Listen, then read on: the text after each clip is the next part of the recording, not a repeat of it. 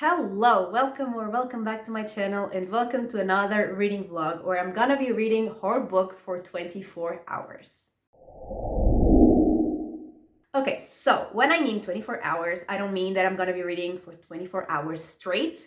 I am going to use a timer and just, read horror books and, read until I reach 24 hours. I will take a while to read this because I don't really read for like long periods of time. I don't know, I feel like I read 24 hours in maybe 2 weeks because I read around obviously it depends on the genre, because if it's like epic fantasy, I take longer to read because I take longer to understand things, and also obviously depends on the font, but on average I read around like 100 pages per hour, so I will be reading around 2,400 pages, and that is honestly that's more than I read in 2 weeks usually, so it would still take me a long time, but I am very excited because there are so many horror books that I have been wanting to read. There are so many horror books saved in my e-reader, like just waiting for me.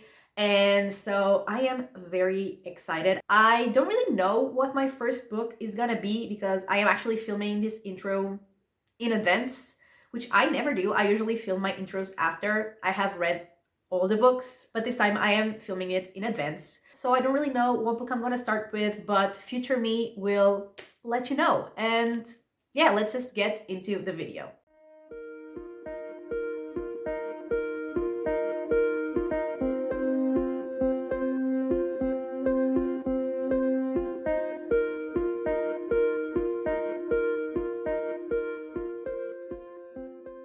Okay, so I am 2 hours and 22 minutes in, and I have read the first book, which was Black Sheep, and we were following Vesper, and she was, I think, 23, either 23 or 24, but she had left her family 6 years ago, I think, because they were like very religious and she wasn't, and so she just didn't fit in with them, and so she left them, and she had been living on her own for a while. She had like no contact with her family at all until she received an invitation for a wedding, her cousin's wedding, and so she decided to go to the wedding, and she was reunited with her family. And let's just say, like, when they were like praying and stuff, they were not following like any religion that I expected, but I also can't tell you what it was because like finding out what the religion is like one of the fun parts of this book. So I'm not gonna tell you that. It's just not what I expected. And while she's there, she starts seeing some weird thing and feeling like a very like unsettling feeling while she's with her family. And there were also like some questions about who her father was. Like she had met him when she was younger, but then like they lost contact and she didn't really know who he was, and she was like trying to find him. And I just thought it was pretty obvious who her father was from like the context clues we were getting. And she did find out like 50% into the book, but I thought it was really obvious. It was still fun even though I knew who it was, but I thought it was obvious. And nothing really like creepy or scary happened until like maybe the 70% mark.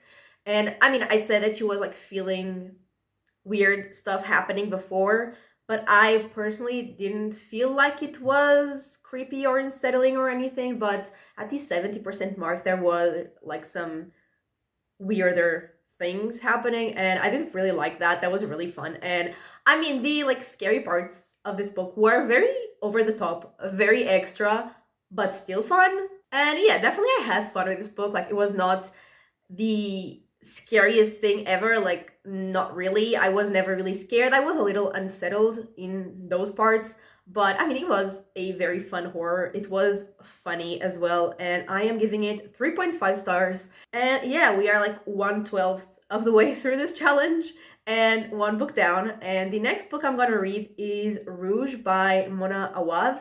Honestly, I don't know what this book is about. Like, I know nothing about it, but I read Bunny by this author, I don't know, like 2 years ago. And like, it wasn't my like favorite book ever, but it was definitely unsettling and I did really enjoy the writing. So I'm gonna go into that completely blind. I have absolutely no idea what it's about, but I am just hoping it will be as unsettling and weird as Bunny.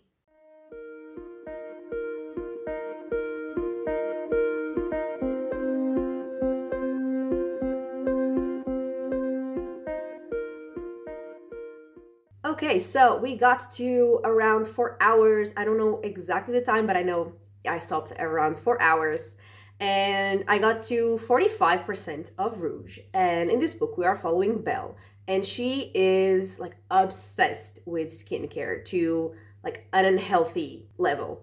And in the beginning of the book, she is going to her mom's funeral. And her mom, like, she was told that she just fell off like a cliff, which she finds weird. And she always thought that her mom was like the peak of beauty, and she was always trying to, look like her mom and try to like reach her beauty standards. And after her mom's funeral, she gets contacted by a kind of organization that her mom was involved with, and it also has to do with like skincare and beauty. And it might be connected to her mom's death because, like I said, she finds weird like the way her mom died, and she's getting sucked deeper into that sort of organization. And it is weird. I mean, I wanted it and expected it to be weird, and it's definitely delivering. And it's weird in the sense that, just like Bunny, you don't really know what's happening. You don't really even know like what is real or not, like what is actually happening or not. And that definitely has like a level of, uncomfortable. It makes you feel uncomfortable, which I'm loving. And yeah, this book kind of feels like a fever dream a little bit, which again is what I was expecting from it, and it's what I wanted from it. And I am definitely very intrigued. And like I said, I don't know what's happening, but I think I know like one part. I think I know one thing. I don't know why it's happening or how it's happening, but I know the what, or at least I think I know the what. And it is definitely interesting. And yeah, I'm really enjoying it. I feel very uncomfortable, and I love that. Also, there is like something about mirrors, and her mom had like a bunch of mirrors, and they all have like a crack. And there is a guy that like worked, like did maintenance in her house or something, like Belle's mom's house. And he said that one time he tried to like replace the mirror, and like he got a new mirror, and then the next day the mirror also had a crack in it. So yeah. And also there, like, when Belle, even when she was a kid, like when she looked into her mom's mirrors, she always saw like a figure in the mirror. So that is also very creepy, and again, very intriguing. I am really enjoying it, and I will finish it, which will probably be around 2 more hours. I'm guessing maybe a little less, but it will probably be around 2 more hours, and I will update you again.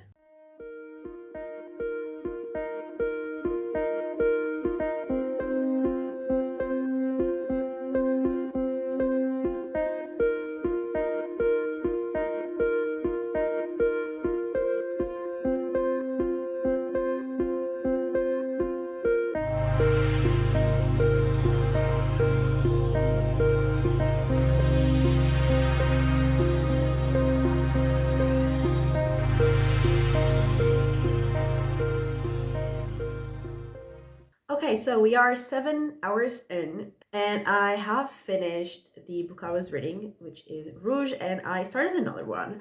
And in terms of Rouge, it kept getting weirder and weirder. And we also learned about like Belle's past, like her childhood, and more of her relationship with her mom, both when she was a kid and also like how some of the things that happened in her childhood, like how they changed her relationship with her mother and how it was in the present, like before her mom died. Like I think I said before, we never really know exactly if what's happening, or if what Belle is telling us is actually happening, or if it's more like in her head, like if it's, a supernatural thing that's happening, or if she's just imagining it, or like if she's just seeing it.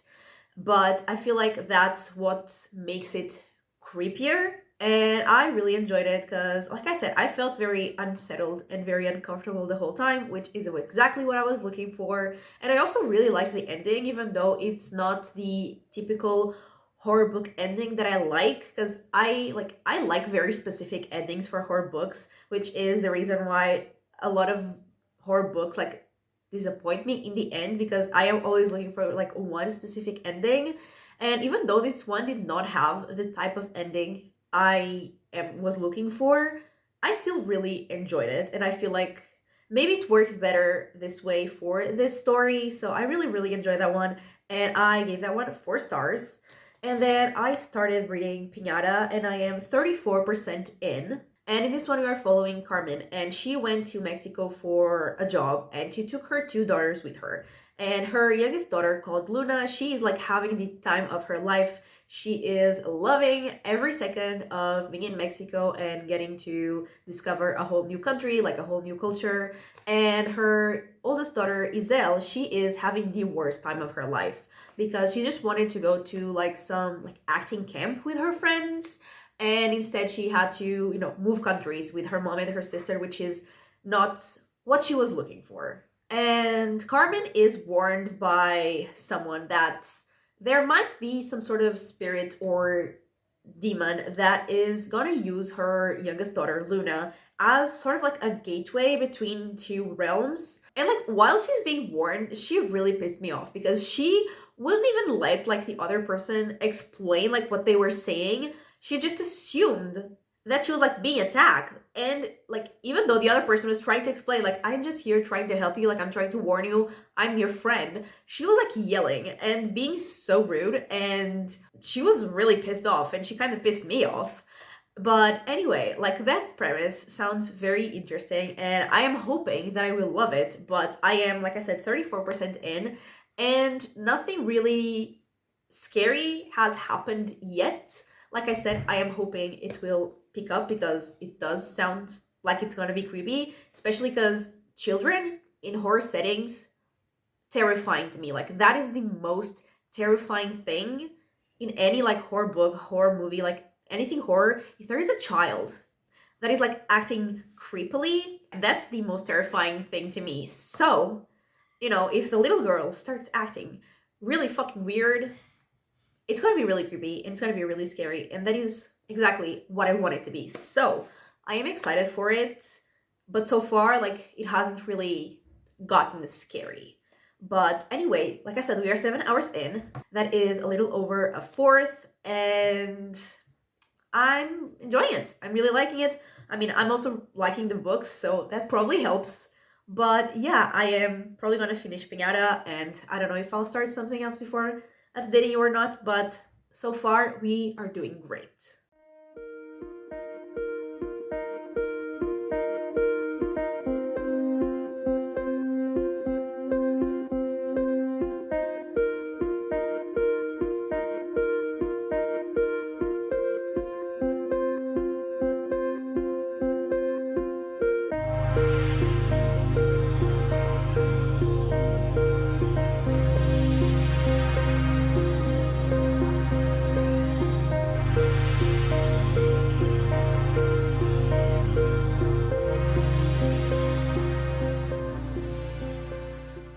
You know when your glasses are so dirty that you would probably see better without them than with them? Mine are at that point, but we're gonna do the same thing I did this entire day, which is ignore it. And I am 11 hours in, and I have finished a book, read another book, and started a third book. So the first book I finished was obviously Pinata, because I was in the middle, maybe? I don't know. I was reading it the last time we talked, and I wasn't. No, yeah, I was not in the middle. I was maybe like 1/3 in, I think, because I was saying that I was very interested in the premise, but it hadn't really gotten scary yet, or even creepy, or like it hadn't really gone anywhere yet. And that definitely changed, like maybe 40-ish% in, maybe a little over 40. And the child definitely started getting very creepy, and like once it got good, it got really good. And I also really liked that it was like a possession story, but it was a possession story with a deeper meaning that I'm obviously not gonna spoil because, that would spoil the story, and that's not what I'm here to do. But I really enjoyed that. And like I got really into it once we were seeing the scary parts, like the creepiness and like everything that the possessed kid was doing. And I also really enjoyed the ending, so I ended up having a really good time with that book, and I gave it 4 stars. And then I read The Handyman Method, and in this one we were following a family, and we had Trent and Rita and their son Milo, and they had just moved into a new house. And both Trent and Milo, like they were both addicted to watching some like videos, different videos, but they were both like really into some videos. And so Trent, he was watching like videos from a channel that was called The Handyman Method, and basically the channel taught how to like fix things, how to build things, but it also had like a lot of advice, like toxic advice. And Trent started getting like influenced by it, and he started being a really horrible husband, a really horrible father, and a really horrible person in general. And at the same time, Milo was obsessed with a channel that I think was called Little Boy Blue, or if it wasn't that, like, it was something along those lines. It was supposed to be like a children's video thing, but it also gave like really creepy, really horrible advice. And he definitely started doing very weird, creepy, horrible things. And there was like a scene that was like body horror. I usually love body horror when it's on humans, but I hate it when it's on animals. And this author, I mean, this book has 2 authors, but I've read other books from Nick Cutter specifically, and he's great at body horror. I love it when he does it on humans. Like, he's really good at describing like disgusting things, but he also tends to do it a lot on animals, and I hate it. And I mean, I like feeling uncomfortable in horror books, but uncomfortable as in like, that is creepy. I love that. But then seems with like animal suffering is uncomfortable in the sense of like, I wish I had never read that. I wish I could erase that from my memory. And this one specifically, I didn't even like read it. I started like, I skipped the scene because it was very uncomfortable, and I hated every second that I spent reading like the beginning of that scene. But apart from that, like the whole story of Milo and Trent getting like obsessed with those videos and kind of insane, I honestly was not interested at all, and I was kind of bored really throughout most of the book. And once we actually learned like what was happening and like why they were being influenced by those videos and like why they were like spiraling, losing their minds, I got a little more interested, and it was a little better for me. And I mean, I did like the ending, but overall, like, I did not really enjoy it. I was not having fun. I was just kind of bored, really. So I'm not sure if I'm gonna give it 2 or 2.5 stars. I'm leaning like towards 2.5 because I did enjoy the ending and like the parts towards the ending a little bit, so might be 2.5, but didn't really enjoy it. And then in the last like 20 minutes, I read 50% of Vampires of El Norte, and I don't yet have a lot to say because I'm 15% in, but we are following 2 characters who are Nena and Nestor, and we started following them when they were, I don't know their age, but like they were young, and they were like together at night once, I think like in the field or something, and they were attacked by like some creature, and like Nana specifically was attacked by that creature, and I'm assuming that was a vampire because of the title. And then that was just like 2 chapters, and then we like moved on to 9 years in the future, and we are following those 2 characters who are now apart. And I only read a chapter from like each of the characters' POVs, like from the future, so I don't really know what's gonna happen. I'm assuming they're gonna like meet again at some point, and from what happened, I'm sure there's gonna be some conflict. Obviously, like, I'm 15% in, I don't really have any thoughts about it yet, but I am enjoying it and I am intrigued. And because like I thought after the attack something would happen, but I don't think it has, but maybe it did, and I'm confused.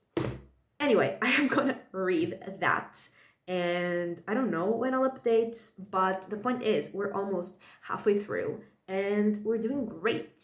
I mean, the last book I read wasn't really great. I didn't really enjoy it, so I mean, we could be doing better, but we're still doing great. And I have high hopes for this one because I've seen like great reviews for this book. So I'm gonna read it, and then I will talk to you again after I read for a few more hours.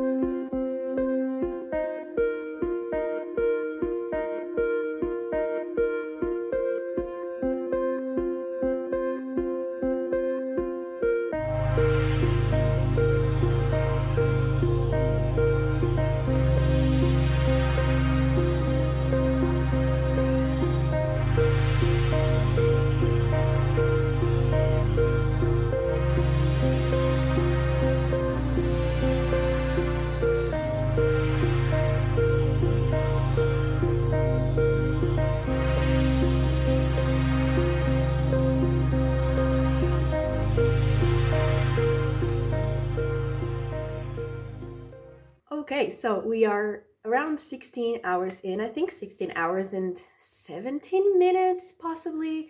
And I have finished Vampires of El Norte. I have read The Need, and I have read Below. So, Vampires of El Norte, I think the other time I updated, I had read like only a couple chapters. So I didn't really know what was happening. But basically, I think I said that in the first two chapters, we were following Nena and Nestor as they were, I didn't know their age then, but now I know that they were 13. And Nena's family didn't want her to keep hanging out with Nestor because they wanted her to, have like the prospects of marrying some rich guy to help their ranchos. So it would not be seen as like proper for her to be hanging out with a boy, so they didn't want them to be together.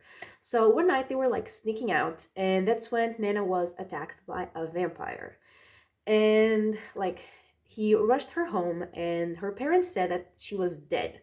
So he felt like really guilty and really sad, and he just left. And then we move on to 9 years later, and Nestor still thinks that Nana died 9 years before, but she just thinks that he left her. So they have like no communication in the past 9 years, and none of them really knows like the whole truth. And so like 9 years later, Nestor gets back to their hometown, and they have to deal with both vampires who are attacking and also a war, because this is set in Mexico and this was happening when Americans invaded Mexico. So they have a lot to deal with, and they start working together, and also they start like talking about what actually happened and trying to, fix their relationship. And I knew that this was obviously a horror book, but that it was also like very focused on romance, and also like it was historical. And neither of those things are like genres that I usually enjoy, but I knew that it was gonna be that way, so I was like expecting it. And it didn't focus as much on the horror as like I would have liked, but I still really enjoyed it because like I cared about the characters and I cared about the plot in general. And also like the plot twist with like how the vampires, or like why the vampires were attacking them, I thought it was really cool. And there were some scenes with the vampires that were really, really like kind of creepy and like horror, and I really enjoyed those. And I really like this book. Like, I am giving it 4 stars. And like, if I liked romance, I probably would have enjoyed it even more. So like, if you like horror and romance, you might like love this book. But anyway, then I read The Need, and in this one we were following, I think her name was Molly. Yeah, Molly, and she had 2 little kids. And at the beginning of the book, like, she is with both her kids at home, and she is saying that she has been like hearing weird sounds, like feeling like there's someone trying to get into their house. And at the beginning of the book, she is like with the kids, and their house is like being invaded. And then we learned that like the invader slash stalker like knows a lot about her and about her family, like much more than they should. And it was very like, it had a lot of creepy and unsettling scenes, and like the nature of the stalker was kind of crazy, but like in a good way. I enjoyed it. And towards the end of the book, there was a scene that was so disgusting, like probably the most disgusting thing I've ever read. Not like the kind of disgusting I enjoy. It was just disgusting. Like I was literally reading it like grossed out. But like I said, it had a lot of like creepy, unsettling scenes, which I did really enjoy. But like I wasn't, obsessed with it. I didn't like love it, but it was still a really fun book, and I'm giving it 3.5 stars. And then finally I read Below, and in that one we were following Addie, and she was like driving through the night in a snowstorm, and she starts having car trouble. So she kind of has to like trust a truck driver that she meets because he says he's going to help her, and they start talking, and like they're kind of driving together. And then they're both kind of attacked, but like he crashes, and then she has to decide if like she's gonna brave the elements and brave whatever is hunting them to go help that truck driver guy, or if she's just gonna leave. And it just got like really weird, really creepy, really fast. Again, weird in a good way. It felt kind of like a fever dream in a way, but it was really creepy and like very unsettling. And I can't really say much more about it because it was like pretty short. It was around 100 pages, so I can't really say a lot, but it was creepy and it was unsettling, and I really enjoyed it, and I gave it 4 stars. And that's where we're at. We have 8 hours left, and we're feeling good. I am definitely not tired of horror yet. So since we have 8 hours left, I think I'm gonna like read for 4 hours, update, and then read for the last 4 hours and update again.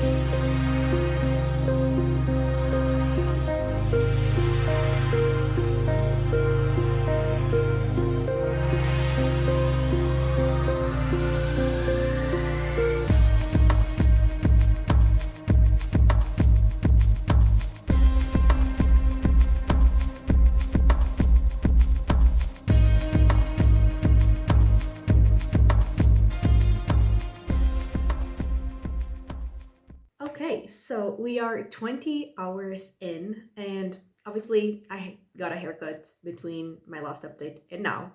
But like I was saying, we are 20 hours in, and I have read 2 books, and I am in the middle of a third. And so, the 2 books I read were like pretty short. And the first was House of Rot. And in this one, we were following Ellie and Miles, and they had just moved into their new house. And immediately after moving in, they discover that there is like a bit of mold somewhere in the house. And then on the next morning, like after their first night there, they discover that like the mold has spread like a lot, and it has like sealed them in the house because it grew like on the door and the windows, and they're just sealed inside the house. And the mold like keeps spreading really fast, and then it starts spreading to them. And at the same time, they also feel like there is something or someone like haunting them in their house. And this was very weird, very disgusting, in the best possible way. Like, I can't really say more about the plot because it was short, and I don't want to spoil anything. And also, there really isn't much of a plot. It's more just like vibes and grossness. So there's that, but it was really, really gross in a good way. And I hadn't really read like a body horror book that I had really, really enjoyed since last year around Halloween time, because I do remember what book it was. And then actually, like on the acknowledgements of this book, the author of that other book was mentioned. And like that makes sense because they do have similar disgusting vibes. And yeah, I loved every second of the grossness of this book, and I am giving it 4.5 stars. And then I read Linghan, and I don't know if that's how you say it, it might not be, but we were following 3 main characters. Like we had three POVs, and they were Wenky, Liam, and Mrs. And I say Mrs. because we only learn her name like at the end of the book.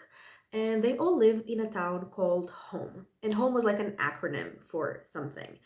And that was a town where basically ghosts exist. So like people go there to find the ghosts, to like communicate with ghosts of their dead loved ones. And this one is pretty short as well. And like as a book in general, I really liked it. But as a horror book specifically, not so much, because it was more like literary than really horror. Like the only real horrors in this book were like grief and the horrible things that people can do to each other. But the actual like ghosts supernatural part wasn't scary at all. Like honestly, this book was definitely more sad than scary. And I mean, I did really like the book because I was very invested in the plot and I did really like the characters. So I did really enjoy this book.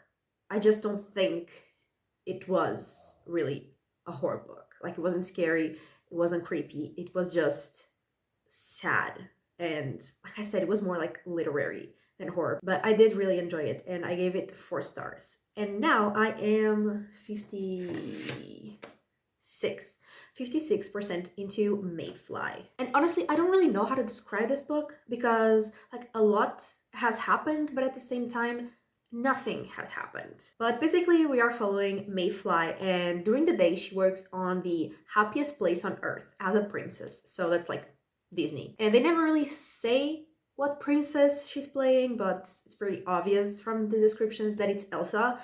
And yeah, she works there during the day. And then at night, we see her exploring like her dark thoughts, her dark urges. And I think this is my first like splatterpunk book, which is supposed to be like very gory, very violent, like no limits. But like so far, it hasn't really been that extreme. Like there was only one scene where something like pretty extreme like was about to happen, but then it didn't even really happen. So again, it has not been that extreme.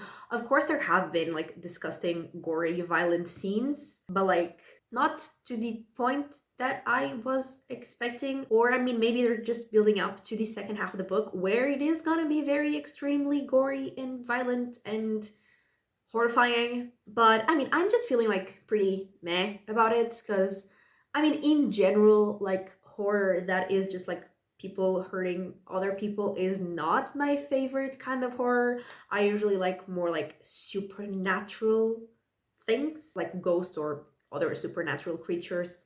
Because, yeah, like just people hurting other people is not really my favorite kind of horror, but I wanted to try one of these books for this video. But, I mean, I'm not hating it, but I'm also definitely not loving it. But yeah, that's where we're at. We are, like I said, at 20 hours, like 20 hours and something. And yeah, we are reaching the end of this challenge. I have less than 4 hours left, and yeah, the next time I talk to you, I will have ended this challenge. And I am gonna finish Mayfly, and then the next book I'm planning to read is, I think it's called Head Like a Hole, and that is 380 something pages. So I assume that will take me the 4 hours, maybe a little more. So yeah, those are the plans for the rest of this video. And yeah, I will talk to you once I am finished with the challenge.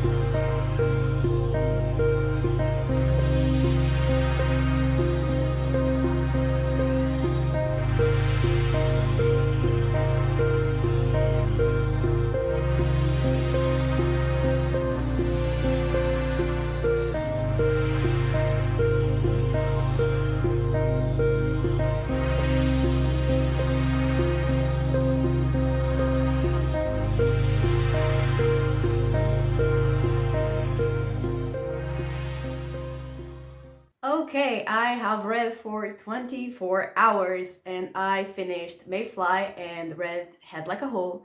And basically, Mayfly, it definitely got more interesting in the second half, and especially since the like 70-ish% mark.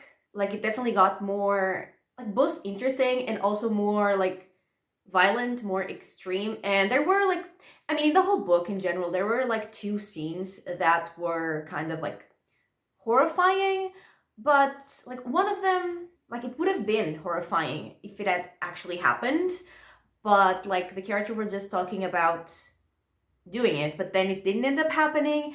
And then the other scene, like it did happen, but we didn't really see it because once again, the character was talking about what like she was gonna do, but then the next chapter like opened up with she like cleaning the blood off of herself. So like we know it happened and we know like how it happened because she was describing what she was gonna do, but we didn't actually see it happening. And I mean, there were scenes that like we saw happening and that were like gory and violent, but not to the horrifying level that the others would have been, at least like in my opinion. But I mean, the main character was like iconic, I can't lie. And it was, I don't want to use the word fun because that, you know, feels wrong, but it was something. It was entertaining, but it was still not my favorite kind of horror. Like I said, my favorite kind of horror is like more supernatural. So like I didn't love it, but it was definitely an interesting book, and I did actually really like the ending because I was not expecting it to really end that way. So yeah, I am giving that one 3.5 stars. And then I read Head Like a Hole, and that one starts with like a podcast host going to a woman's house to interview her. And that woman is called Megan, and he like wants to know about something that happened in her past. And then most of the book is actually set in the past in 1996.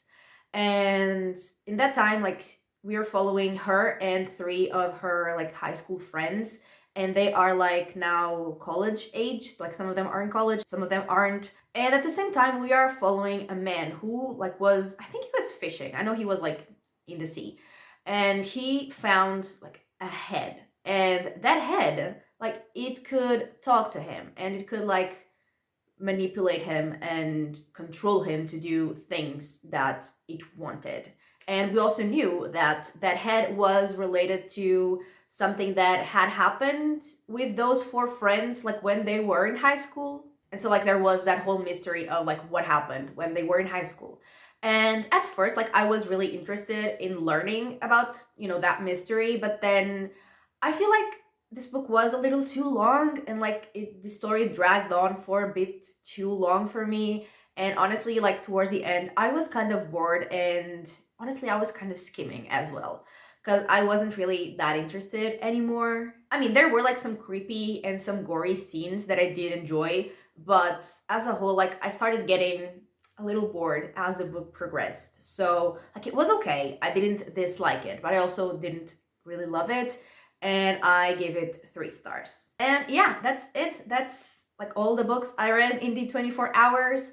And this was actually really fun. I was kind of scared I would get like tired of horror or like it would get me in a reading slump, but neither of those things have happened. And honestly, I read much more than I expected because I think I said in the intro that I would read like about 2,400 pages. I filmed the intro a long time ago, but I think I said that because I do usually read about 100 pages per hour.